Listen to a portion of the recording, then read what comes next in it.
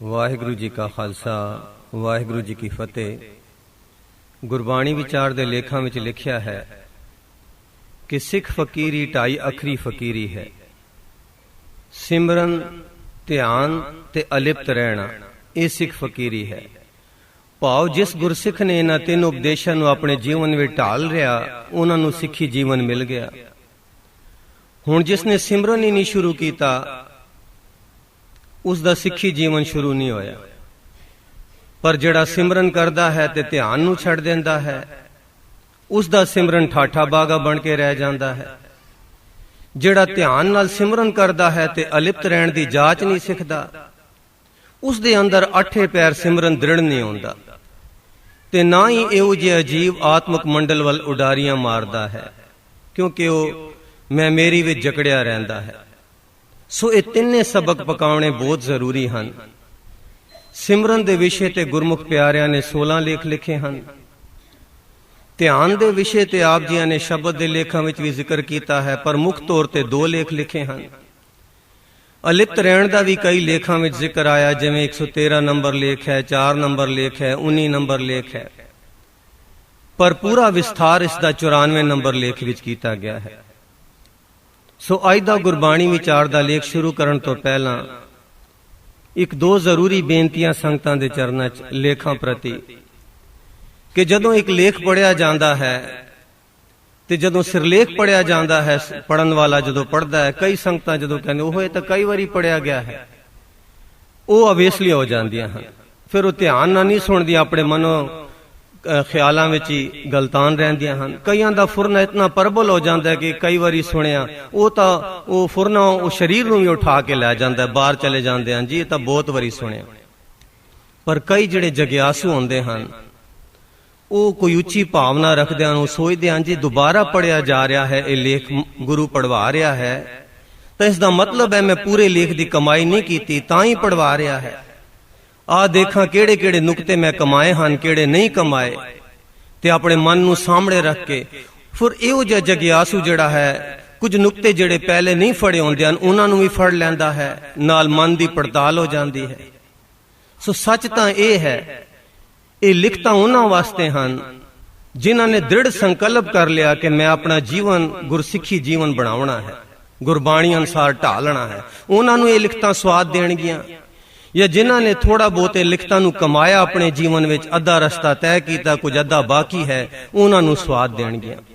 ਬਾਕੀ ਜਿਹੜੇ ਹਨ, ਜਿਹੜੇ ਰੂਟੀਨ ਵਿੱਚ ਸੁਣਦੇ ਹਨ ਜਾਂ ਆਪਣਾ ਦਿਮਾਗੀ ਵਾਕਫੀਅਤ ਵਧਾਉਣ ਲਈ ਕਿ ਦੂਸਰਿਆਂ ਨੂੰ ਸੁਣਾਈਏ, ਉਹਨਾਂ ਨੂੰ ਇਹ ਲਿਖਤਾਂ ਦੀ ਕੋਈ ਕਦਰ ਨਹੀਂ ਪੈਂਦੀ। ਦੂਸਰੀ ਬੇਨਤੀ, ਇੱਕ ਲੇਖ ਜਿਹੜਾ ਹੈ ਜੇ ਸਹਿਜ ਨਾਲ ਪੜ੍ਹਿਆ ਜਾਵੇ, 1 ਪੰਨਾ 2.5 ਮਿੰਟ ਲੈਂਦਾ ਹੈ, ਕਰੀਬਨ 16 ਪੇਜਾਂ ਦੇ ਆਮ ਲੇਖ ਹਨ, 38-40 ਮਿੰਟ ਦਾ ਇੱਕ ਲਿਖਤ ਹੁੰਦੀ ਹੈ। ਪਰ ਕੁਝ ਲਿਖਤਾਂ ਵਿੱਚ ਸ਼ਬਦਾਵਲੀ ਬਹੁਤ ਨੇੜੇ ਲਿਖੀ ਹੁੰਦੀ ਹੈ, ਪੈਰਾਗ੍ਰਾਫ ਵੀ ਘੱਟ ਹੁੰਦੇ ਹਨ। ਉਹ ਜਿਹੜੇ ਲੇਖ ਹਨ 3 ਮਿੰਟ ਇੱਕ ਲੇਖ ਲੈ ਕੇ ਜਾਂਦਾ ਹੈ, ਜਿਵੇਂ ਗੁਰਪ੍ਰਸਾਦ ਦਾ ਲੇਖ, ਕਰਾਮਾਤ ਦਾ ਲੇਖ ਇਤਿਆਦਿ। ਸੋ ਅੱਜ ਦਾ ਗੁਰਬਾਣੀ ਵਿਚਾਰ ਦਾ ਲੇਖ ਵੀ ਇਸੇ ਤਰ੍ਹਾਂ ਦਾ ਹੈ, ਸ਼ਬਦਾਵਲੀ ਬਹੁਤ ਨੇੜੇ ਹੈ ਤੇ ਹੈ 20 ਪੰਨੇ ਦਾ ਲੇਖ, ਤਕਰੀਬਨ ਘੰਟੇ ਦੇ ਆਸ-ਪਾਸ ਦਾ ਟਾਈਮ ਹੈ। ਇਸ ਲਈ ਅੱਧਾ ਲੇਖ ਆਪ ਜੀਆਂ ਦੇ ਸਾਹਮਣੇ ਅੱਜ ਪੜ੍ਹਿਆ ਜਾਵੇਗਾ ਤੇ ਜੇ ਗੁਰੂ ਨੂੰ ਭਾਇਆ ਤਾਂ ਬਾਕੀ ਦਾ ਹਿੱਸਾ ਕੱਲ ਆਪ ਜੀ ਦੇ ਸਾਹਮਣੇ ਪੜ੍ਹਿਆ ਜਾਵੇਗਾ। ਅੱਜ ਦਾ ਗੁਰਬਾਣੀ ਵਿਚਾਰ ਦਾ ਸਿਰਲੇਖ ਹੈ ਗੁਰਮੁਖ ਹੋਏ ਸੋ ਅਲਿਪਤੋ ਵਰਤੈ। ਉਹ ਜਿਹੜਾ ਤੀਜਾ ਸਬਕ ਹੈ, ਸਿਮਰਨ ਤੇ ਧਿਆਨ ਤੇ ਅਲਿਪਤ ਰਹਿਣਾ। ਅਲਿਪਤ ਕਿਸ ਚੀਜ਼ ਕੋਲੋਂ ਰਹਿਣਾ ਹੈ, ਕਿਵੇਂ ਅਲਿਪਤ ਰਹਿਣਾ ਹੈ, ਕਿੰਨੇ ਪ੍ਰਕਾਰ ਦਾ ਅਲਿਪਤ ਰਹਿਣਾ ਹੈ, ਅਸਲੀ ਅਲਿਪਤ ਰਹਿਣਾ ਕਿਸ ਨੂੰ ਕਹਿੰਦੇ ਹਨ, ਕਿਵੇਂ ਸਾਡੀ ਰੂਹ ਆਤਮਿਕ ਮੰਡਲ ਵਿੱਚ ਉਡਾਰੀਆਂ ਮਾਰ ਸਕਦੀ ਹੈ ਅਲਿਪਤ ਰਹਿ ਕੇ, ਇਸ ਦਾ ਵਿਸਥਾਰ ਹੈ ਪੂਰਾ। ਆਓ ਪਿਆਰ ਨਾਲ ਸਰਵਣ ਕਰੀਏ। ਗੁਰਮੁਖ ਹੋਏ ਸੋ ਅਲਿਪਤੋ ਵਰਤੈ। ਇਸ ਸ਼ਬਦ ਦੇ ਅਰਥ ਹਨ ਜੋ ਗੁਰਮੁਖ ਹੈ ਉਹ ਅਲਿਪਤ ਵਰਤਦਾ ਹੈ। ਧਿਆਨ ਦੇਣਾ ਜੀ, ਜੋ ਗੁਰਮੁਖ ਹੈ ਉਹ ਅਲਿਪਤ ਵਰਤਦਾ ਹੈ। ਇਸ ਸ਼ਬਦ ਵਿੱਚ ਕੇਂਦਰੀ ਨੁਕਤਾ ਅਲਿਪਤ ਵਰਤਣ ਦਾ ਹੈ, ਜਿਸ ਦੀ ਬਾਬਤ ਡੂੰਘੀ ਵਿਚਾਰ ਕਰਨ ਦੀ ਲੋੜ ਹੈ।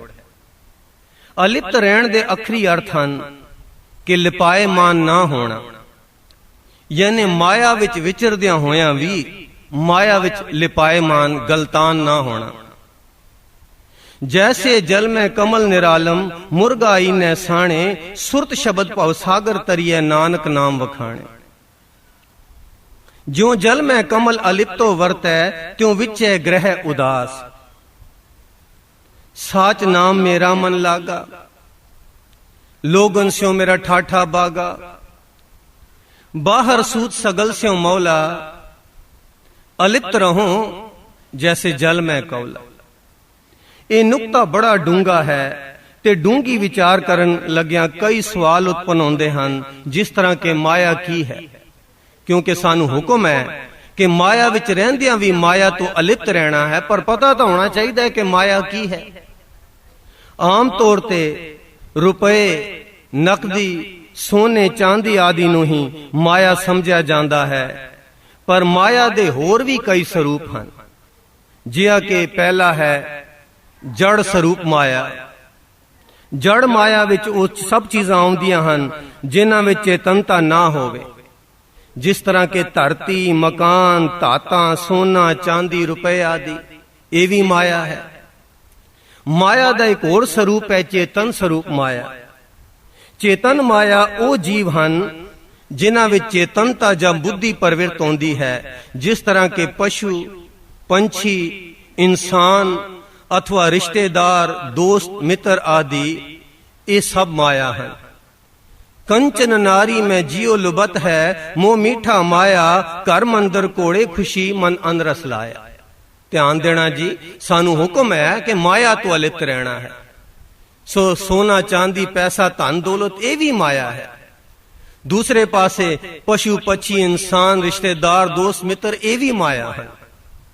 तीसरा माया का स्वरूप है सूक्ष्म स्वरूप, हवा, पानी, आकाश आदि।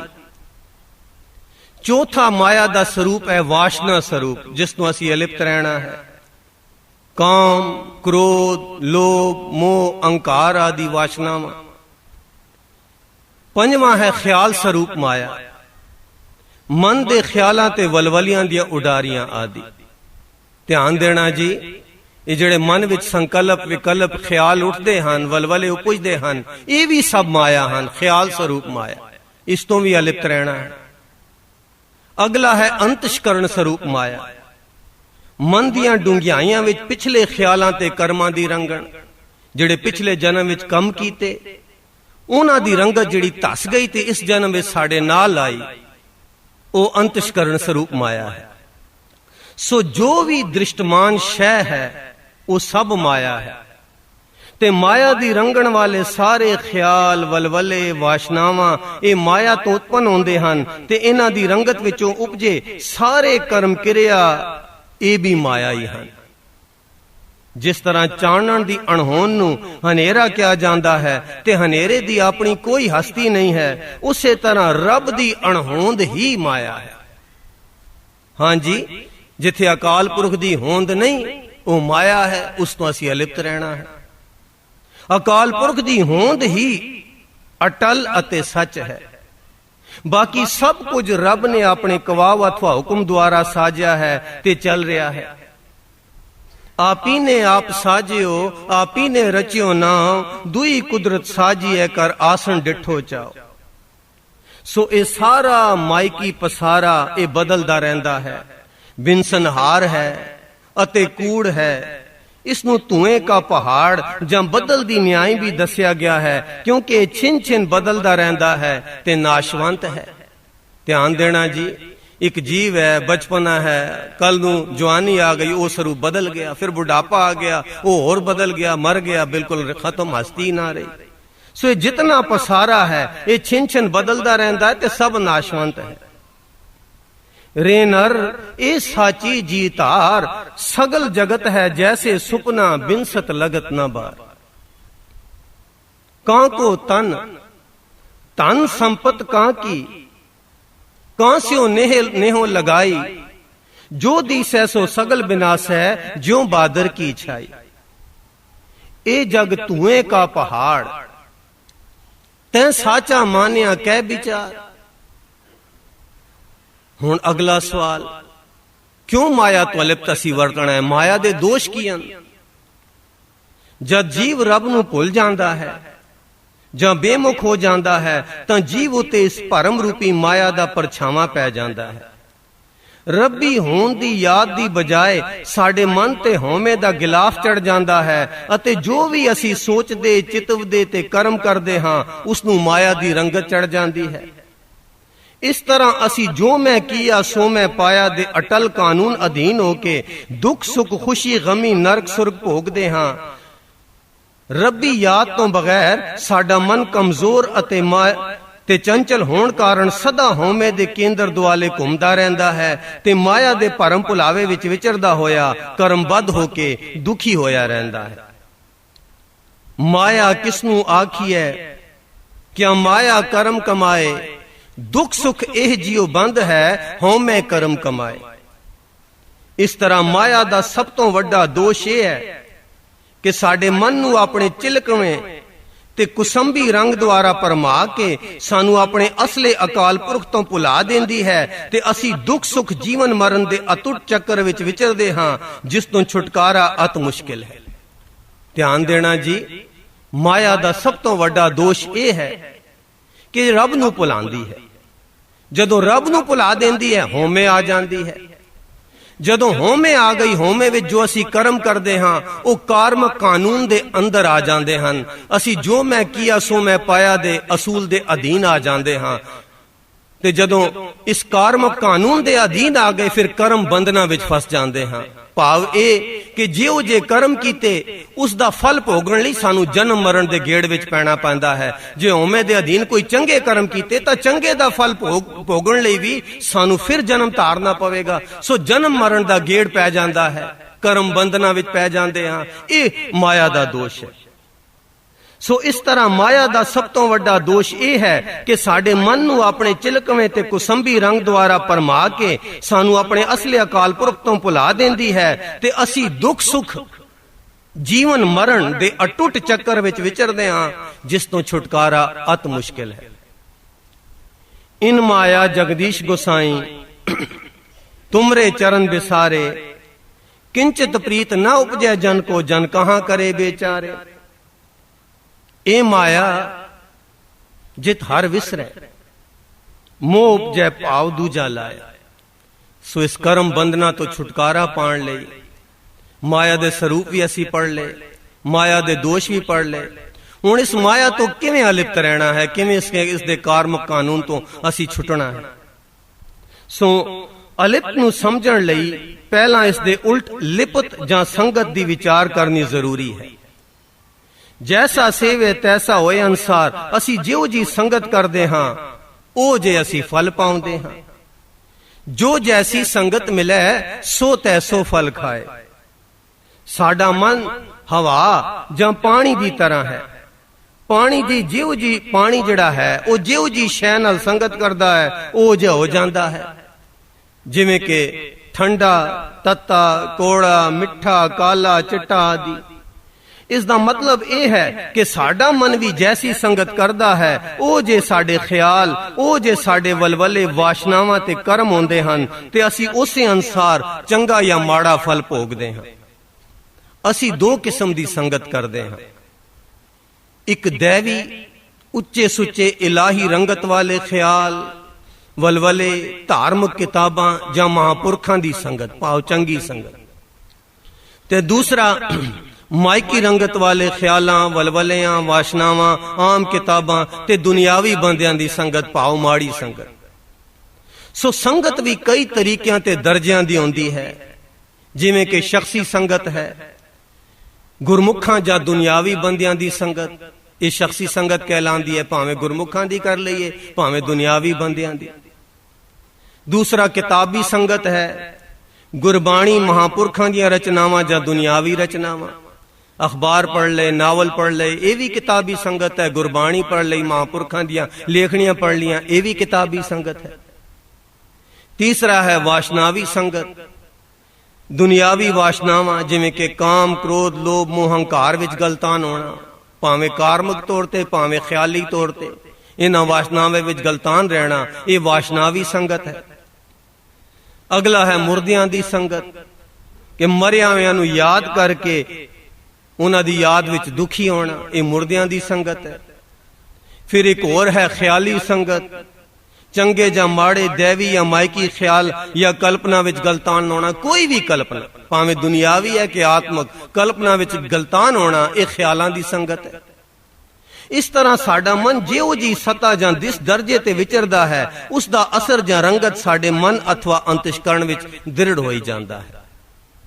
ਇਸ ਲਈ ਹਰ ਕਿਸਮ ਦੀ ਚੰਗੀ ਮਾੜੀ ਸੰਗਤ ਦਾ ਨਿਰਣਾ ਕਰਨਾ ਜ਼ਰੂਰੀ ਹੈ, ਕਿਉਂਕਿ ਜਿਹੋ ਜੀ ਸੰਗਤ ਕਰਾਂਗੇ ਉਸ ਦਾ ਅੰਤਸ਼ਕਰਣ ਵਿੱਚ ਰੰਗਤ ਧਸ ਜਾਏਗੀ, ਫਿਰ ਅਗਲੇ ਜਨਮਾਂ ਵਿੱਚ ਸਾਡੇ ਨਾਲ ਜਾਏਗੀ। ਉਹੀ ਸਾਡੇ ਚੰਗੇ ਮਾੜੇ ਜੀਵਨ ਦੀ ਬੁਨਿਆਦ ਹੈ। ਇਸ ਲਈ ਹਰ ਕਿਸਮ ਦੀ ਸੰਗਤ ਦੀ ਪਰਖ ਕਰਨੀ ਚਾਹੀਦੀ ਹੈ। ਪਰਖ ਦੀ ਕਸਵੱਟੀ ਕੀ ਹੋਣੀ ਚਾਹੀਦੀ ਹੈ? ਚੰਗੀ ਸੰਗਤ ਕਿਹੜੀ, ਮਾੜੀ ਸੰਗਤ ਕਿਹੜੀ, ਕੀ ਕਸਵੱਟੀ ਰੱਖੀਏ? ਚੰਗੀ ਤੇ ਉੱਤਮ ਸੰਗਤ ਉਹੀ ਹੈ ਜਿਸ ਨਾਲ ਉੱਚੇ ਸੁੱਚੇ ਦੇਵੀ ਆਤਮਕ ਖਿਆਲ ਉਪਜਣ ਤੇ ਸਾਡੇ ਮਨ ਦੀ ਰੁਚੀ ਨੂੰ ਆਪਣੇ ਕੇਂਦਰ ਅਕਾਲ ਪੁਰਖ ਵੱਲ ਪ੍ਰੇਰਨਾ ਮਿਲੇ ਤੇ ਉਸ ਦੀ ਯਾਦ ਜਾਂ ਸਿਮਰਨ ਵਿੱਚ ਸਹਾਇਤਾ ਮਿਲੇ।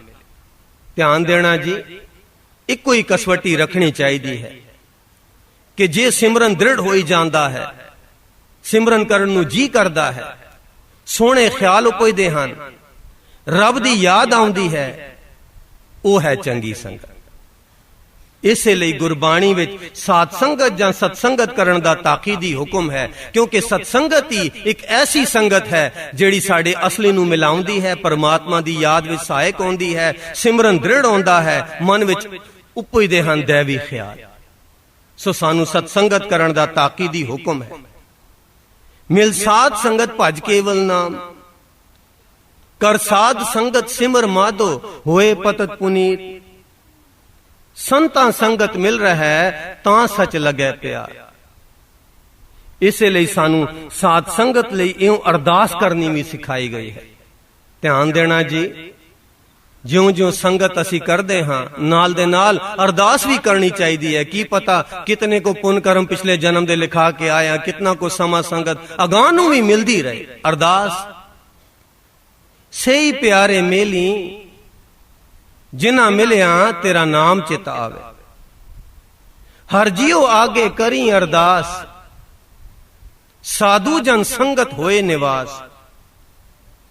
ਕਹੋ ਨਾਨਕ ਪ੍ਰਭ ਬਖਸ਼ ਕਰੀ ਜੈ, ਕਰ ਕਿਰਪਾ ਮੋਹਿ ਸਾਧ ਸੰਗ ਦੀਜੈ। ਹੋ ਕਿਰਪਾਲ ਸੁਆਮੀ ਮੇਰੇ, ਸੰਤਾਂ ਸੰਗ ਵਿਹਾਵੈ। ऐसी मांग गोबिंद ते, टहल संतन की, संग साधु का, हर नामा जब परम गते। ਇਹ ਤਾਂ ਹੈ ਚੰਗੀ ਸੰਗਤ। ਮਾੜੀ ਸੰਗਤ ਦੀ ਕੀ ਕਸਵੱਟੀ ਹੈ? ਇਸ ਦੇ ਐਨ ਉਲਟ ਮਾਇਆ ਦੀ ਸੰਗਤ ਹੈ, ਜਿਸ ਦੀ ਸੰਗਤ ਵਿੱਚ ਅਸੀਂ ਇਤਨੇ ਗਲਤਾਨ ਤੇ ਗੁਆਚੇ ਹੋਏ ਹਾਂ ਕਿ ਸਾਨੂੰ ਰੱਬ ਉਸ ਦੇ ਦੇਵੀ ਗੁਣ ਤੇ ਉੱਚੀ ਸੁੱਚੀ ਸੰਗਤ ਦੀ ਲੋੜ ਹੀ ਨਹੀਂ ਪਾਸਦੀ। ਧਿਆਨ ਦੇਣਾ ਜੀ, ਜੇ ਸਾਡੇ ਜੀਵਨ ਵਿੱਚ ਕੋਈ ਇਹੋ ਜਿਹਾ ਅਵਸਰ ਆ ਜਾਏ, ਇੱਕ ਪਾਸੇ ਮਾਇਕੀ ਜੀਵਨ ਵੱਲ ਸਾਨੂੰ ਸਮਾਂ ਕੱਢਣਾ ਪਵੇ, ਇੱਕ ਪਾਸੇ ਸੰਗਤ, ਅਸੀਂ ਚੋਣ ਕਰਾਂਗੇ ਮਾਇਕੀ ਸੰਗਤ ਦੀ, ਕਿਉਂਕਿ ਮਾਇਆ ਦੀ ਸੰਗਤ ਵਿੱਚ ਸਾਨੂੰ ਉੱਚੀ ਸੁੱਚੀ ਸੰਗਤ ਦੀ ਲੋੜ ਨਹੀਂ ਪਾਸਦੀ। ਮਾਇਆ ਜਾਲ ਪਸਾਰਿਆ, ਪੀਤਰ ਚੋਗ ਬਣਾਏ, ਤ੍ਰਿਸ਼ਨਾ ਪੰਖੀ ਫਾਸਿਆ, ਨਿਕਸ न पाए माए, जिन कीता तिसै न जाने, फिर आवे जाए। मन माया में फद रहे हो, बिसरियो गोबिंद नाम। सो ये दोवें गल्लां, एक दैवी संगत ते एक मायकी कुसंगत, एक दूसरे दे ऐन उल्ट ते विरोधी हन। एक तां सानू दैवी गुणां वल प्रेरदी ते अकाल पुरख दी याद ते सिमरन विच सहायक है, ते दूजी इस तो ऐन उल्ट माया विच गलतान करके सानू रब नू भुलाउंदी है। काहू की संगत मिल जीवन मुक्त होए, तर जांदा इंसान। काहू की संगत मिल जीवन मुक्त होए, दूजे पासे काहू की संगत मिल जमपुर जात है जमा दे बस दुखां दे गेड़े। इसलिए दैवी गुणां दा ते मायकी कुसंगत दा कोई जोड़ ही नहीं हो सकता। जिन्हां ने भक्ति करनी है, जिन्हां ने सिमरन करना है, जिन्हां ने नाम दी प्राप्ति करनी है, उन्हां जग्यासुआं लई होर अनेक परमार्थक साधना तो इलावा मायकी कुसंगत तो बचना अथवा अलिप्त रहना जरूरी है, क्योंकि वाड़ी लई वाल करनी जरूरी है। नहीं तां नालों नाल ये मायकी वाशनावी कुसंगत दे हिरन वाड़ी नूं परफुलत नहीं होण देणगे जां उक्का ही उजाड़ देणगे। ध्यान देना जी, ये बहुत जरूरी गल है कि जेड़े जगियासुआं ने भगती करनी है, अपने जीवन के उद्देश्य नूं नाम की प्राप्ति रखिया है, जिन्हां ने सिमरन जीवन जीवना है, उन्हां लई जिहड़े बाकी धार्मिक कर्म क्रिया बहुत जरूरी हैं, उत्थे नाल ये भी जरूरी है कि कुसंगत तो बचन, हर तरह की माया की कुसंगत तो अलिप्त रहन। क्योंकि जे अलिप्त नहीं रहणगे, वो जिहड़े धार्मिक कर्म क्रिया करके थोड़ी शरदा भावनी पैदा होंदी है, या माया उसनूं घटा देवेगी, या ये बनी बनाई शरदा भावनी वाली प्रफुल्लत होई माड़ी मोटी खेती नूं उक्का ही उजाड़ देवेगी। सो वाड़ी लई वाड़ करनी जरूरी है, नहीं तां नालों नाल ये मायकी वाशनावी कुसंगत दे हिरन वाड़ी नूं प्रफुल्लत नहीं होण देणगे जां फिर उक्का ही उजाड़ देणगे।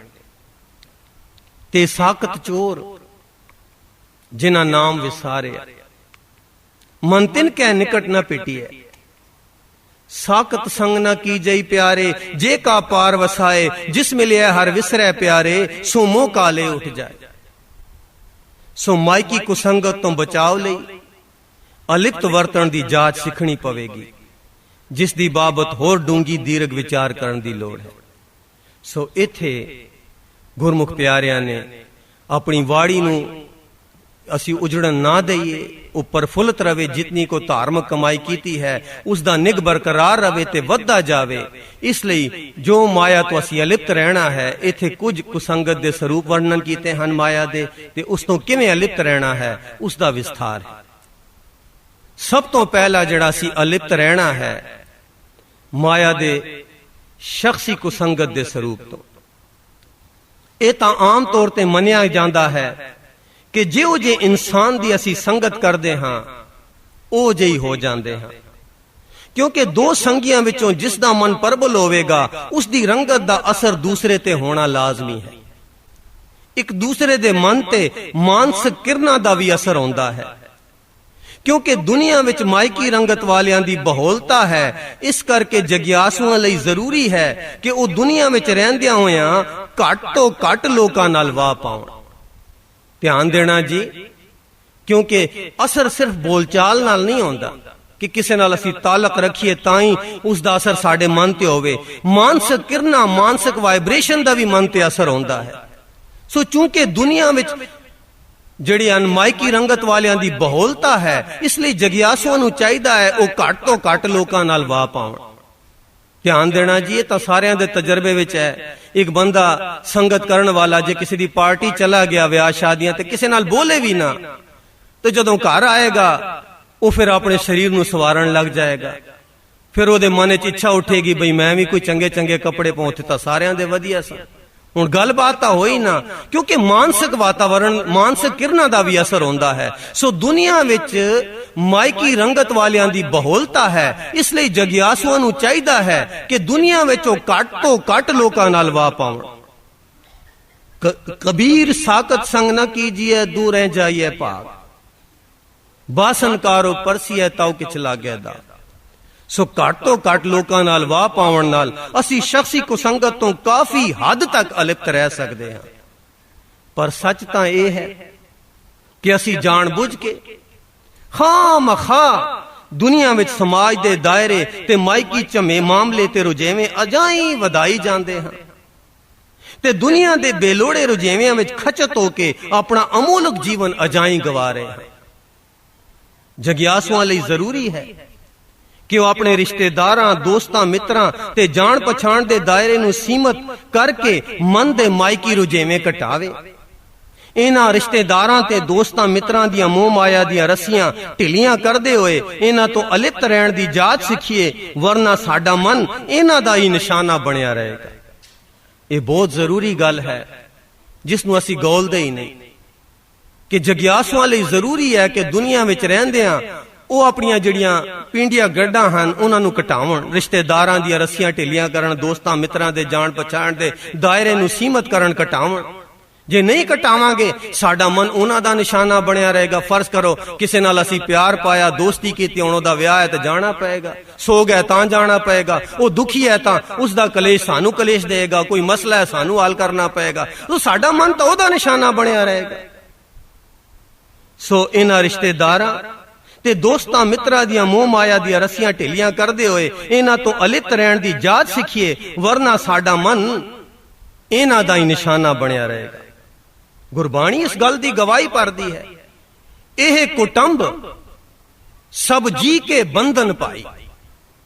ਧਿਆਨ ਦੇਣਾ ਜੀ, ਸੱਚ ਹੈ ਗੁਰਬਾਣੀ। ਇਹ ਕੁਟੰਬ ਸਭ ਜੀ ਕੇ ਬੰਧਨ ਪਾਈ, ਭਰਮ ਭੁਲਾ ਸੰਸਾਰਾ। कबीर हमरा को नहीं, हम किसू के नाए वाला सबक सिख के ही असी दुनिया तो अलिप्त रह सकते हैं। ध्यान देना जी, ਜਿਹੜਾ ਦੁਨੀਆ ਤੋਂ ਕੋਰਾ ਰਹਿਣ ਦਾ ਰਹੇਗਾ ਉਹੀ ਅਲਿਪਤ ਰਹਿਣ ਦੀ ਜਾਚ ਸਿੱਖ ਸਕਦਾ ਹੈ, ਪਰ ਬਹੁਤ ਮੁਸ਼ਕਿਲ ਹੈ, ਕਿਉਂਕਿ ਜਿਸ ਨੇ ਆਪਣੇ ਜੀਵਨ ਨੂੰ ਫਤਿਹ ਤੱਕ ਹੀ ਸੀਮਤ ਰੱਖਿਆ ਹੈ, ਇਹੋ ਜਿਹੇ ਕੋਰੇ ਇਨਸਾਨ ਨੂੰ ਅੱਜ ਕੱਲ ਦਾ ਸਮਾਜ ਪਸੰਦ ਨਹੀਂ ਕਰਦਾ। ਸਮਾਜ ਤਾਂ ਚਾਹੀਦਾ ਹੈ ਮੇਰੇ ਨਾਲ ਵਲਵਲੇ ਸਾਂਝੇ ਕਰੇ, ਮੇਰੇ ਨਾਲ ਗੱਪਾਂ ਮਾਰੇ, ਮੇਰੇ ਨਾਲ ਜਫੀਆਂ ਪਾਏ ਇਤਿਆਦਿ। सो कबीर हमरा को नहीं, हम किसू के नाए वाला सबक सिख के ही असी इस दुनिया तो अलिप्त रह सकते हैं। जे नहीं रवांगे, अलिप्त कोरे नहीं बनांगे, तां पलच पलच सगली मुई झूठे तंदे मोह वाली साड़ी दुर्गति होवेगी। दूसरा, माया दा स्वरूप या कुसंगत जिस तो असी अलिप्त रहना है, वो है किताबी कुसंगत। कहावत है कि किसी बंदे दे आचार नूं जाचण लई किसी नूं पुछण दी लोड़ नहीं। उसदे सराणे पईयां होईयां उसदियां किताबां देख लो, उन्हां किताबां तो ज़ाहिर हो जावेगा कि उसदी रुचि या मन दी रंगत किहो जी है। जे कोई किताब दूजी वारी पढ़ी जावे तां पक्का सबूत हो जांदा है कि उसदा आचार ओ जे किताबां दे ख्यालां या वलवलियां दी रंगत वाला है, भावें ओ उपरों किहो जिहा भी बणिया फिरे। इसे तरह कौमां, देशां अते विश्व दे आचार ते इखलाक दी बाबत परख कीती जा सकदी है। जे परखण होवे कि सृष्टि दा इखलाक किहो जिहा है, तां फिर की परख है? जिस कौम जां जिस देश विच जिहो जिहा साहित्य बोता पढ़िया जावे अथवा उन्हां दी रुचि जिस साहित्य नूं पढ़न दी होवे ते जिस किस्म दा साहित्य बहुत प्रचलित होवे, उस कौम अते देश दा आचार ते समुचा इखलाक भी उहो जिहा ही हुंदा है। ये तो सीधी गल है, जो जी किताबां ज्यादा विकदियां लोग इंटरेस्ट रखते हैं, वो जो अखलाक है उस कौम का भी, उस देश का भी, उस विश्व का भी। सो इस कलयुगी जमाने में मायकी रंगत अथवा नीवे वलवलियां वाला बेअंत साहित्य छपिया होया है, जिसनू पढ़ के खलकत दे जीव मायकी रंगत दे नीवे ख्यालां ते वलवलियां दी रोड़ विच सहज सुभाए रुड़े जा रहे हैं। ये हकीकत है। लिखतां दा स्टाल लग्या होवे, एक पासे फिल्मी मैगजीन होने, एक पासे गुरबाणी, आम जेड़े जगियासू हन उन्हां दा सीधा ध्यान फिल्मी मैगजीन वाल जाएगा। सो क्यों? क्योंकि इस कलयुगी जमाने विच मायकी रंगत अथवा नीवे वलवलियां वाला बेअंत साहित्य छपिया होया है, जिसनू पढ़ के खलकत दे जीव मायकी रंगत दे नीवे ख्यालां ते वलवलियां दी रोड़ विच सहज सुभाए रुड़े जा रहे हैं। तीन भवन में एका माया, मूर्ख पढ़ पढ़ दूजा भाव दृढ़ाया। इन्हां लिखतां दी संगत घर बैठिया भी हो सकती है ते इसदा असर भी देर ताईं रहिंदा है। एक लिखत पढ़ लई पर वो जड़ा ख्याल आ जांदा, कल्पना विच वो लिखत आ गई, उसदा असर फिर बड़े टाइम तक घूमदा रहिंदा है। इसलिए जगियासुआं नूं नीवी रुचियां दी रंगण वालियां किताबां तो परहेज करन या अलिप्त रहना चाहिए है। ध्यान देना जी, जिथे दोस्तां रिश्तेदारां मित्रां दे दायरे नूं सीमित करके शख्सी कुसंगत तो अलिप्त रहना है, उत्थे नीवियां रुचियां नूं रंगण वाली जिहड़ियां किताबां हन, परचे हन, अखबार हन, इन्हां तों भी परहेज करना चाहिए। होर कूड़ पढ़ना, कूड़ बोलना, माया नाल प्यार, नानक विण नावे को थिर नहीं, पढ़ पढ़ होए ख्वार। मूर्ख दुबदा पढ़े, मूल न पछाणे, बिरथा जन्म गवाया। इसदे उल्ट चंगियां दैवियां रंगत वालियां किताबां, हर गुण, हर कथा ते गुरबाणी दा अभ्यास करना चाहिए है। बहुत घट गया है अजकल दे नौजवान पीढ़ी विच, इस गल नूं मुड़ लियावना चाहिए है। गुरबाणी दा अभ्यास करना चाहिए है। ਚੰਗੀਆਂ ਦੇਵੀ ਰੰਗਤ ਵਾਲੀਆਂ ਮਹਾਂਪੁਰਖਾਂ ਦੀਆਂ ਕਿਤਾਬਾਂ ਲੇਖਣੀਆਂ ਪੜ੍ਹਨੀਆਂ ਚਾਹੀਦੀਆਂ।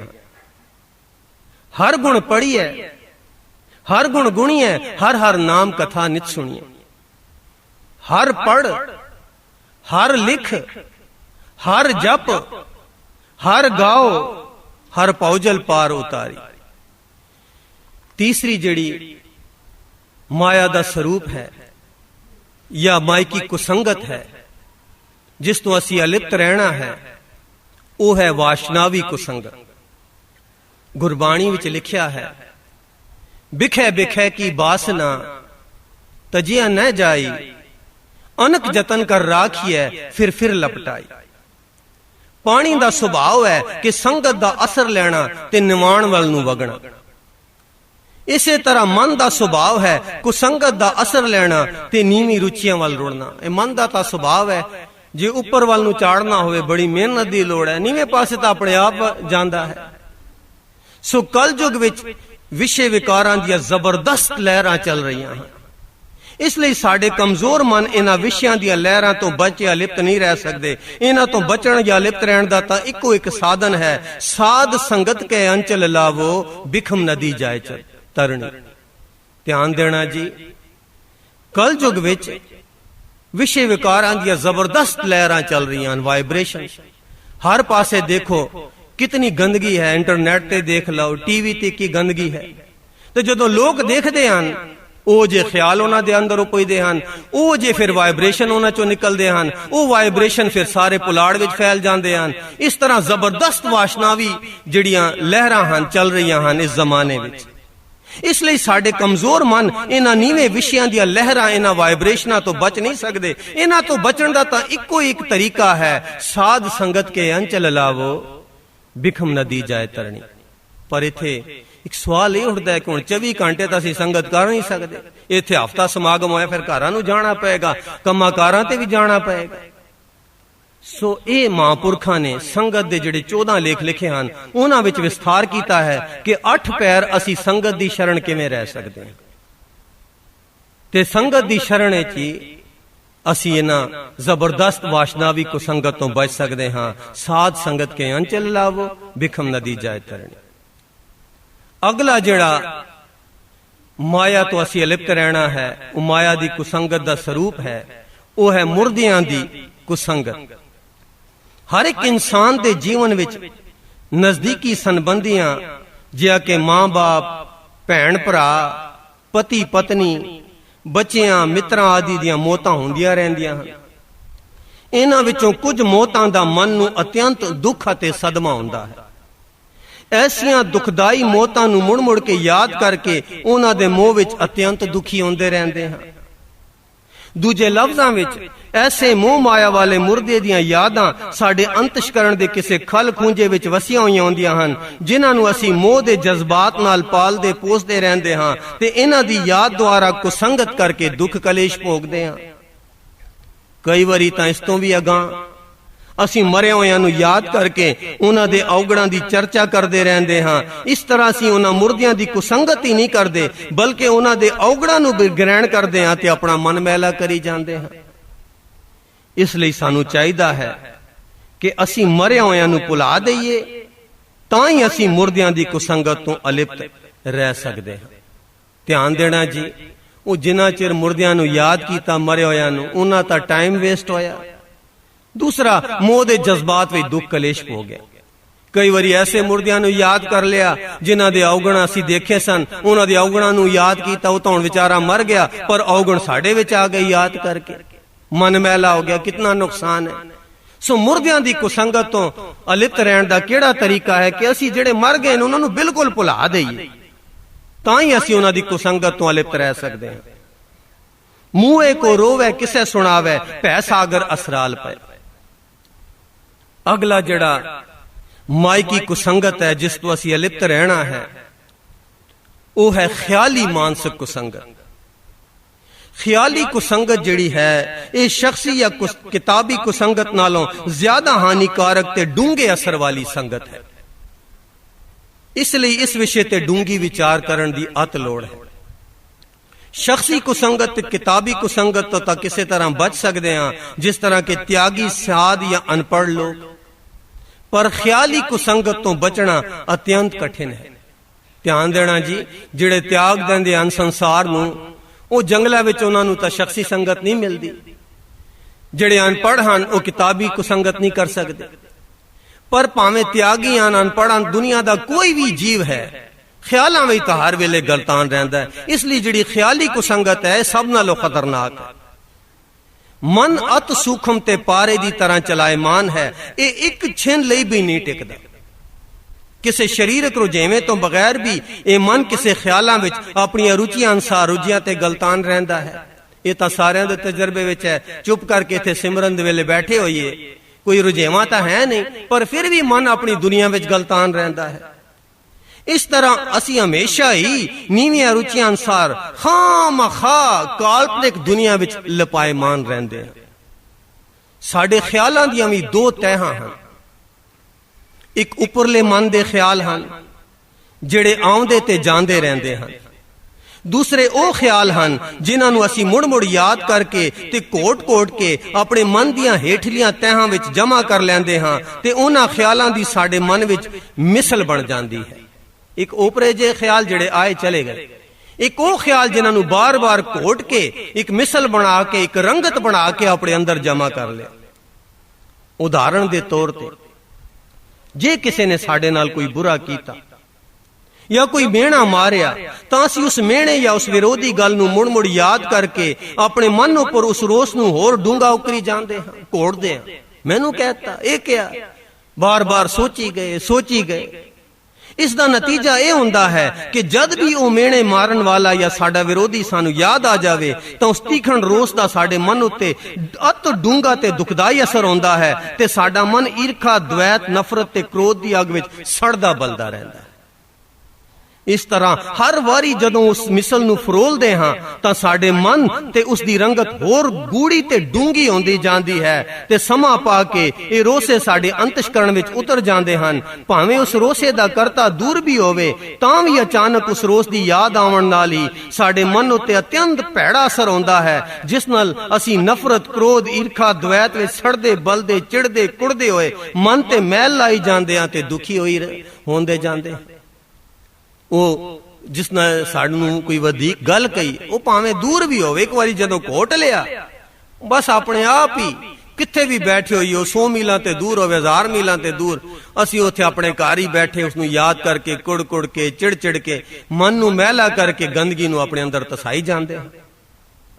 ਦੁਖਦਾਈ ਗੱਲ ਤਾਂ ਇਹ ਹੈ ਕਿ ਇਹੋ ਜਿਹੇ ਰੋਸੇ ਤੇ ਮਿਸਲਾਂ ਇੱਕ ਜਾਂ ਦੋ ਨਹੀਂ ਬਲਕਿ ਅਨੇਕਾਂ ਹੀ ਆਪਣੇ ਹਿਰਦੇ ਵਿੱਚ ਜਮ੍ਹਾਂ ਕੀਤੀਆਂ ਹੋਈਆਂ ਹਨ ਤੇ ਜਦੋਂ ਵੀ ਸਾਡਾ ਮਨ ਓਪਰੇ ਰੁਝੇਵਿਆਂ ਤੋਂ ਵਿਹਲਾ ਹੁੰਦਾ ਹੈ ਤਾਂ ਉਦੋਂ ਹੀ ਇਹਨਾਂ ਡੂੰਘੇ ਰੋਸੇ, ਗਿਲੀਆਂ ਸ਼ਿਕਾਇਤਾਂ ਦੀ ਮੈਲ ਦੀ ਹਵਾੜ ਅੰਦਰੋਂ ਉਗੜ ਆਉਂਦੀ ਹੈ ਤੇ ਸਾਡੇ ਮਨ ਨੂੰ ਹੋਰ ਸਾੜ ਜਾਂਦੀ ਹੈ।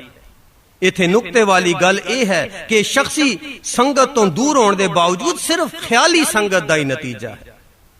ਸੋ ਸ਼ਖਸੀ ਕੁਸੰਗਤ ਨਾਲੋਂ ਇਹ ਖਿਆਲੀ ਕੁਸੰਗਤ ਅਤਿਅੰਤ ਦੁਖਦਾਈ, ਖਤਰਨਾਕ, ਬਿਖਮ ਤੇ ਡੂੰਘੇ ਅਸਰ ਵਾਲੀ ਹੈ ਤੇ ਅਲਿਪਤ ਰਹਿਣ ਦੇ ਬਿਲਕੁਲ ਉਲਟ ਹੈ। ਧਿਆਨ ਦੇਣਾ ਜੀ, ਸਿਰਫ ਸ਼ਖਸੀ ਕੁਸੰਗਤ, ਕਿਤਾਬੀ ਕੁਸੰਗਤ, ਵਾਸ਼ਨਾਵੀ ਕੁਸੰਗਤ, ਮੁਰਦਿਆਂ ਦੀ ਕੁਸੰਗਤ, ਇਹਨਾਂ ਤੋਂ ਹੀ ਅਲਿਪਤ ਨਹੀਂ ਰਹਿਣਾ, ਬਲਕਿ ਸਭ ਤੋਂ ਜ਼ਿਆਦਾ ਜ਼ਰੂਰੀ ਤਾਂ ਆਪਣੇ ਖਿਆਲਾਂ ਤੋਂ ਅਲਿਪਤ ਰਹਿਣਾ ਹੈ। ਤੇ ਖਿਆਲੀ ਕੁਸੰਗਤ ਇਤਨੇ ਡੂੰਘੇ ਅਸਰ ਵਾਲੀ ਹੈ ਤੇ ਅਲਿਪਤ ਰਹਿਣ ਦੇ ਤੋਂ ਬਿਲਕੁਲ ਉਲਟ ਗੱਲ ਹੈ। ਪਰ ਅਸੀਂ ਇਸੇ ਖਿਆਲੀ ਮਾਨਸਿਕ ਕੁਸੰਗਤ ਵਿੱਚ ਚੰਗੀ ਤਰ੍ਹਾਂ ਗਲਤਾਨ ਹੋ ਕੇ ਨਿਗਰਦੇ ਜਾਂਦੇ ਹਾਂ। ਦਿਨ ਬ ਦਿਨ ਆਤਮਿਕ ਅਵਸਥਾ ਢਹਿੰਦੀਆਂ ਕਲਾ ਵਿੱਚ ਜਾ ਰਹੀ ਹੈ ਖਿਆਲੀ ਕੁਸੰਗਤ ਕਰਕੇ, ਜਿਸ ਕਾਰਨ ਸਾਡੇ ਮਨਾਂ ਵਿੱਚ ਦੈਵੀ ਗੁਣਾਂ ਦੀ ਧਾਰਮਿਕ ਰੁਚੀ ਬਿਲਕੁਲ ਨਹੀਂ ਉਪਜਦੀ, ਜਾਂ ਫਿਰ ਉਪਜਦੀ ਹੈ ਰੁਚੀ ਤਾਂ ਉਹ ਉਪਰੀ ਜਿਹੀ ਹੁੰਦੀ ਹੈ।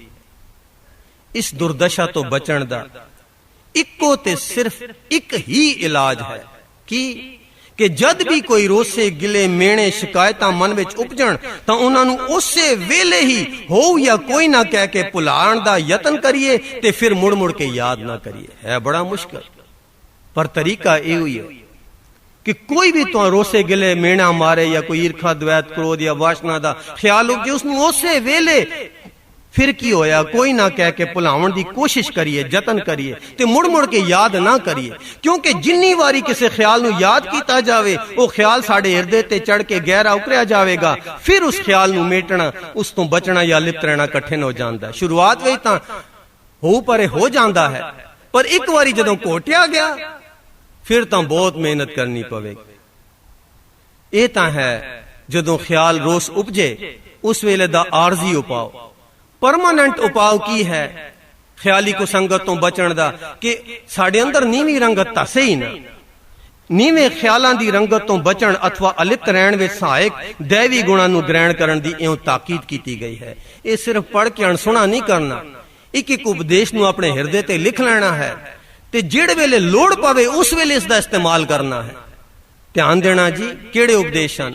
रोस ना काहू संग करो। ध्यान अगे पिछे जे असी रोस ना कीता, जिहड़े वेले टेस्ट दा वेला आया किसी ने रोस कीता उस वेले कर बैठे तां ये उपदेश की कमाया? ये उपदेशां नूं लोड़ वेले जदों असी कमावांगे उस वेले असी इन्हां ख्याली को संगत दी रंगत तो अलिप्त रह सकांगे। रोस ना काहू संग करो, पर का बुरा ना राखो चीत, बुरे दा भला कर गुस्सा मन ना हंडाए, पर निंदा सुन आप हटावे। करदे हन कई लोग निंदा, पर सकिंटां च अपने आपे नूं अंदरों हटा लेना चाहिए है, सुन के अणसुणा करना चाहिए है।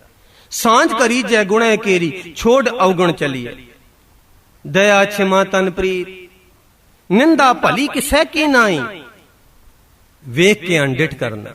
भाई अवगुण हारे तां सारे आन, जे किसी दा अवगुण देख लिया हुक्म है सानू वेख के अनडिठ कर लो, जे कर लिया समझ लो ख्याली को संगत तो अलिप्त रह सकांगे। सुन के अणसुणा करना, किसी ने किसी दी कोई माड़ी गल कही सुन लई ते फिर अणसुणी कर दी। सो गुरमुखता ते अलिप्तता एक दूजे दे प्रेरक सहायक ते अनिखड़वे अंग हन। अलिप्त रहे बगैर गुरमुख नहीं बन सकते ते गुरमुख बन के फिर सहज सुभाई अलिप्त रहा जाता है। पहला गुरमुख बनना है ते गुरमुख बनने लई अलिप्त रहना जरूरी नहीं बल्कि लाजमी। ध्यान देना जी, ज्यों ज्यों अलिप्त रहांगे गुरमुख बनते जावांगे, गुरमुख वाली अवस्था प्राप्त होगी, ते ज्यों ज्यों गुरमुख वाली अवस्था प्राप्त होगी फिर सहज सुभाए अलिप्त रहा जाएगा। पहले मेहनत नाल अलिप्त रहना पैंदा है, ज्यों ते गुरमुख अवस्था नूं प्राप्त होईदा है। जदों गुरमुख अवस्था प्राप्त हो गई फिर सहज सुभाए अलिप्त रहा जाता है। सो ये दोवें एक दूजे दे अनिखड़वें अंग हन। गुरमुख होए सो अलिप्तो वर्त है, उसदा पास छड़ गुर पास बह जाए। गुरमुख होए सो करे विचार, उस अलिप्तो रहना। गुरसिख जोगी जागदे माया अंदर करन उदासी। गुरमुख सच अलिप्त है, कूड़ो लेप न लगे भाई, चंदन सपी वेड़िया चढ़े न विसना वास कटाई। सो गुरमुख ओ है जिस दे मन दा रुख गुरु वाल होवे, यानी गुरु दे सन्मुख होके, गुरु दे हुक्म विच, गुरु दे प्यार विच, गुरु दे परायण होके, गुरु दे नाम रंगण विच रंगिया होवे ते गुरु उपदेशां दी सेध लैके दैवी आत्मक जीवन जीवे। गुरमुख किसनूं कहंदे हन? कि उसदा जीवन जिहड़ा है निरोल गुरबाणी ते आधार ते होवे। जो जो गुरबाणी दे उपदेश हन इन बिन उसे तरह दा जीवन, नाम रंगण वाला जीवन, गुरु उपदेशां वाला जीवन, उसनूं गुरमुख कहंदे हन। जे को सिख गुरु सेती सन्मुख होवे तां सन्मुख सिख कोई, जियो रहे गुरनाले, गुर के चरण हृदय ते आए, अंतरात्म समाले, आप छड़ सदा रहे परणे, गुर बिन अवर न जाने कोय, कहे नानक सुनो संतो, सो सिख सन्मुख होए। सुन इन्ना असी जिहड़ा अलिप्त रहण दे तरीके पढ़े हन कि अलिप्त रहना है बड़ा मुश्किल है, किवें रहिए? गुरबाणी विच मिल साध संगत भज केवल नाम, बहुत ही कमाल दी जुगती दसी है। साध संगत रूपी वाड़ अंदर रहंदियां होयां असी माया दी कुसंगत दे असरां तो बच सकदे हां ते अलिप्त रह सकदे हां ते नाम सिमरन हो सकदा है। ध्यान देना जी, ये जुगती है। मिल साध संगत भज केवल नाम, जिहड़ा संगत वास्ते टाइम कढदा है ते इत्थे आके केवल नाम जपदा है, ओ जग्यासु एक कुसंगत जिन्नी भी असी पढ़ी इन्हां तो अलिप्त रहण दी जाच फिर सिख सकदा है साध संगत दे आसरे। फिर इहो जे जग्यासु दे अंदर सिमरन चल सकदा है। अज इत्थे तक, कल इस तो अगां फिर पढ़ांगे मन दी होर हालत ते असली अलिप्त रहना किसनूं कहंदे हन, किवें आत्मा को डारियां मारदी है। पर कल तक आप जियां ने एक बेनती प्रवान करनी कि अपने मन की हालत नूं कम से कम कल तक तां किसे नाल गलबात ना करो, सिर्फ गुरमंत्र ते मन नूं टिकाण दी कोशिश करो। अपने जिहड़े ख्याल हन उन्हां तों भी अलिप्त रहण दी कोशिश करो ते वाहिगुरू ते सिर्फ अपना ध्यान टिकाइए, ताकि कल तक तां सानू पता चले कि साडी मन दी जिहड़ी अदोगति है वो किहो जी है। क्योंकि इतना कोदम असी सिर्फ एक 24 घंटिया का टाइम है, एक गुरमंत्र ते अपने मन नूं केंद्रित करी, किसी नाल गलबात ना करी, अपने ख्याल जिहड़े आण उन्हां तों भी मन नूं हटा के गुरमंत्र, ताकि मन दी अदोगति दा जदों पता चलेगा फिर कल दा लेख सानू सौखा समझ आवेगा जी। ते अज दा जिहड़ा गुरबाणी विचार दा लेख पढ़िया, अपने अंदर ही अलिप्त रह के ते गुरमंत्र ते मन नूं टिकाइए। वाहिगुरू जी का खालसा, वाहिगुरू जी की फतेह।